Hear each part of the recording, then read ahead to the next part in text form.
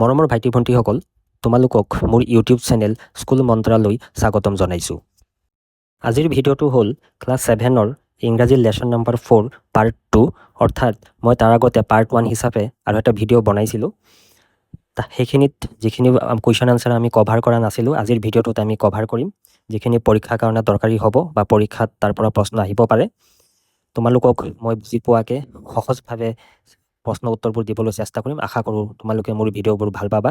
যদিহে মোৰ ভিডিঅ'বোৰ ভাল লাগে তেনেহ'লে আমাৰ চেনেল স্কুল মন্ত্ৰা ছাবস্ক্ৰাইব কৰিবলৈ নাপাহৰিবা আৰু লগৰ বন্ধু বান্ধৱীসকলকো এই চেনেলৰ লিংকটো শ্বেয়াৰ কৰিবলৈ নাপাহৰিবা। তোমালোকৰ অলপ ছাপোৰ্টে আমাক এনেধৰণৰ আৰু ভিডিঅ' বনাবলৈ আমাক উৎসাহিত কৰিব আৰু প্ৰেৰণা যোগাব।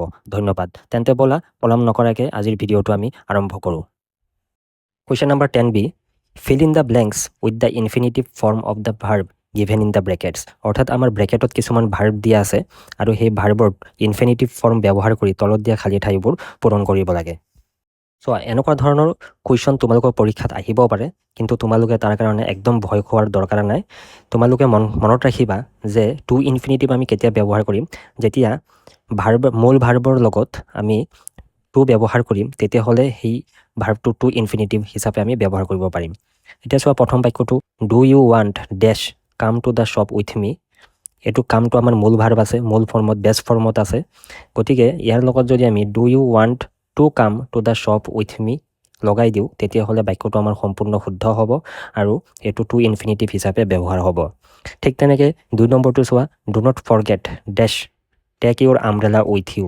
এইটো টেকটো চোৱা আমাৰ যিটো ভাৰ্বৰ মূল ৰূপ মানে বেছ ফৰ্মত আছে। গতিকে ইয়াতো আমি লিখিব পাৰিম do not forget to take, অৰ্থাৎ টেকৰ আগত যদি আমি টু লগাই দিওঁ তেতিয়াহ'লে এইটো হৈ যাব টু ইনফিনিটিভ। ঠিক এনেদৰে বাকী যিবোৰ বাক্য আছে একে হ'ব। যেনে my parents are planning to go' abroad, they are planning to give me a surprise, how long do you expect to stay in Guwahati, to learn English quickly is not an easy thing. বুজি পাইছানে? গতিকে মই ভাবোঁ তোমালোকে এইটো বুজি পাইছা আৰু সহজতে পৰীক্ষাত আহিলে কৰিব পাৰিবা। বাকী দুটা তোমালোকে ফিল আপ কৰিবা। She promised dash give it as soon as possible, আৰু he is looking forward dash meet all his friends again. তোমালোকে নিশ্চয় বুজি পাইছা, ঘৰত এবাৰ ট্ৰাই কৰিবা। Question number 10C, fill in the blanks with an ing form or a to infinitive form of the verb given in the box. অৰ্থাৎ বাকচত যিবোৰ ভাৰ্ব দিয়া আছে সেইবোৰৰ সৈতে ing ফৰ্ম বা টু ইনফিনিটিভ ব্যৱহাৰ কৰি তলত দিয়া খালী ঠাইবোৰ আমাৰ পূৰণ কৰিব লাগে। এতিয়া কুৱেশ্যন নম্বৰ 1 চোৱা, আই প্ৰিফাৰ ডেছ বাই ট্ৰেইন। ইয়াত আমাৰ বাকচৰ পৰা ভাৰ্ব ল'ব পাৰোঁ ট্ৰেভেল। যদি আমি ট্ৰেভেলক আমি ইয়াতে খালী ঠাই পূৰণ কৰোঁ, ইয়াতে আমি লিখিব পাৰোঁ আই প্ৰিফাৰ ট্ৰেভেলিং লিখিলেও হ'ব। I prefer travelling by train, বা আমি লিখিব পাৰোঁ I prefer to travel by train. দুটাই শুদ্ধ হ'ব। তাৰপিছৰটো would you like dash a shower now. ইয়াতে আমি লিখিব পাৰিম to take a shower now. Question number 3, I would had to miss any of the fun. Question number 4 answer হ'ব the taxi driver refused dash. ইয়াতে আমাৰ ডেছত লিখিম to carry my luggage up the stairs.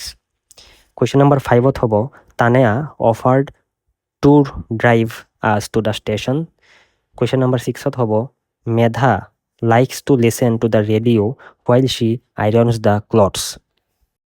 Question number 11A, choose the correct option. তলত দিয়াবোৰৰ পৰা সঠিক উত্তৰটো বাছি উলিয়াব দিছে। ইয়াত আমাক কৈছে হোৱাট ডাজ দ্য ৱৰ্ড নেটিকুৱেট মিন, অৰ্থাৎ নেটিকুৱেট শব্দটোৱে কি বুজায়। ইয়াৰ আনচাৰ হ'ব অপশ্যন নম্বৰ 2, বিং ৰেছপেক্টফুল অনলাইন। অৰ্থাৎ অনলাইনত আমি সদায় ৰেছপেক্টফুল হৈ থাকিব লাগে, অৰ্থাৎ আনৰ সন্মান কেতিয়াও আমি খৰ্ব কৰিব পৰা শব্দ বা যিকোনো ধৰণৰ ফটো ভিডিঅ' এইবোৰ আমি পষ্ট কৰিব নালাগে। Question number B, put a tick in the correct box. অৰ্থাৎ সঠিক বক্সত আমাক টিক মাৰ্ক মাৰিব দিছে। ইয়াত লিখিছে we should forward any photo or message we receive without asking permission. অৰ্থাৎ আমি যদি কাৰোবাৰ পৰা কিবা ফটো বা কিবা মেছেজ যদি আমি ৰিচিভ কৰোঁ, সেইবোৰ তেওঁৰ পাৰ্মিশ্যন নোলোৱাকৈ বেলেগক ফৰৱাৰ্ড কৰাটো উচিত হয় নে নহয়? এইটো একেবাৰে অনুচিত। গতিকে ইয়াৰ আনচাৰ হ'ব false. Question number C, fill in the blank behind every screen is a real person with real. ইয়াত আনচাৰ হ'ব ফিলিংছ।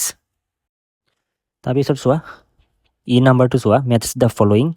একশ্যন আৰু ৰিজন আছে, আমি তলত দিয়াবোৰৰ এটাৰ লগত আনটো মিলাব লাগে। একশ্যন দি আছে ইউজ কাইণ্ড ৱৰ্ডছ। এটা আমাৰ ৰিজন হ'ব টু ৰেছপেক্ট আদাৰ্ছ ফিলিংছ।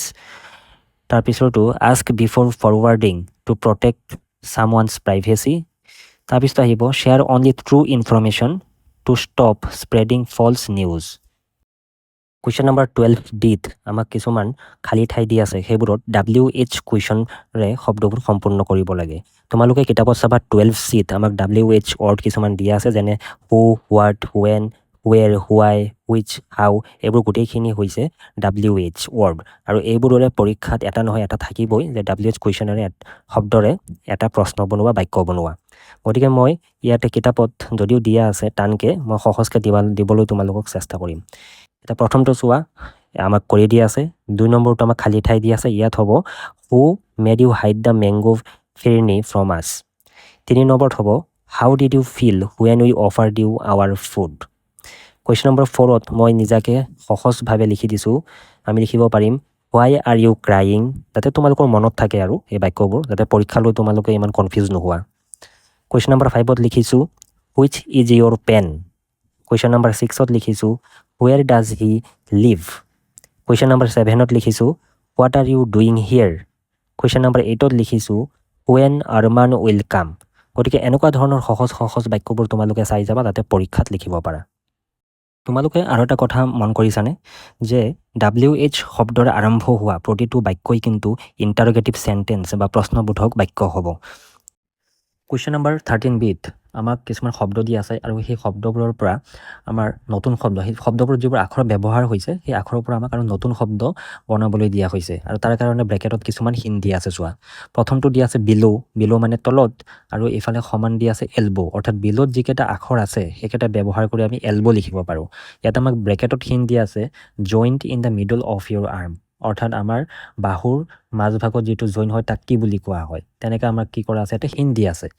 ঠিক তেনেকৈ চোৱা, 2 নম্বৰটো ইট দিয়া আছে, ইট মানে খোৱা, তাৰ পৰা আমি কি লিখিব পাৰোঁ, এতিয়া ব্ৰেকেটত লিখা আছে চোৱা, এ পপুলাৰ বেভাৰেজ জেনেৰেলি ছাৰ্ভড হট, অৰ্থাৎ আমি বেভাৰেজ হিচাপে যাক ব্যৱহাৰ কৰোঁ আৰু গৰম আমাৰ মানে ছাৰ্ভ কৰা হয়, সেনেকুৱা বস্তুৰ নাম লিখিব দিছে। গতিকে ইয়াৰ পৰা যিকেইটা আখৰ আছে সেইকেইটা ব্যৱহাৰ কৰি আমি লিখিব পাৰিম টি মানে চাহ, TEA। ঠিক তেনেকৈ 3 নম্বৰটো চোৱা, এক্ট মানে কাম, এইফালে আমাক লিখিছে a furry animal generally fond of fish and milk, অৰ্থাৎ নোম থকা এনেকুৱা এটা জন্তু যিটো নেকি গাখীৰ আৰু মাছ খাই ভাল পায়, কি হ'বনো? গতিকে আমি কেট লিখিব পাৰিম এক্টৰ পৰা, এক্টত যিকেইটা আখৰ আছে সেইকেইটা ব্যৱহাৰ কৰি আমি CAT কেট লিখিব পাৰিম। তাৰপিছত চোৱা, 4 নম্বৰটো আছে লেমনৰ ইয়াতে আমাৰ ব্ৰেকেটত দি আছে টাইপ অফ চুইট জুইচি ফ্ৰুট, এনেকুৱা এটা শব্দ বনাব লাগে যিটো নেকি মিঠা আৰু জুইচি, খুব মানে ৰস থকা ফল হ'ব, সেনেকুৱা ফলৰ নাম লিখিব লাগে। গতিকে আমি এতিয়া লিখিব পাৰিম মেলন মানে তৰমুজ, ৱাটাৰমেলন যাক কোৱা হয়। তাৰপিছত 5 নম্বৰটো চোৱা, হাৰ্ট আছে, হাৰ্ট মানে আমাৰ কলিজা, হৃদয়। গতিকে ব্ৰেকেটত দি আছে the planet we live in, য'ত আমি বাস কৰোঁ সেই গ্ৰহটোৰ নাম। গতিকে ইয়াত যিকেইটা আখৰ আছে সেইকেইটা ব্যৱহাৰ কৰি লিখিব পাৰিম আৰ্থ, EARTH। আৰু লাষ্টৰটো একেবাৰে চোৱা, মিট আছে, এইটোক আমাক লিখিব দিছে group of people who work or play together, অৰ্থাৎ এটা গ্ৰুপ বা এটা দল য'ত মানুহে একেলগে খেলা ধূলা কৰে বা যিকোনো কাম কৰিব পাৰে। গতিকে সেই দলটোক আমি ইংৰাজীত কি ক'ম, টিম বুলি কওঁ। গতিকে TEAM।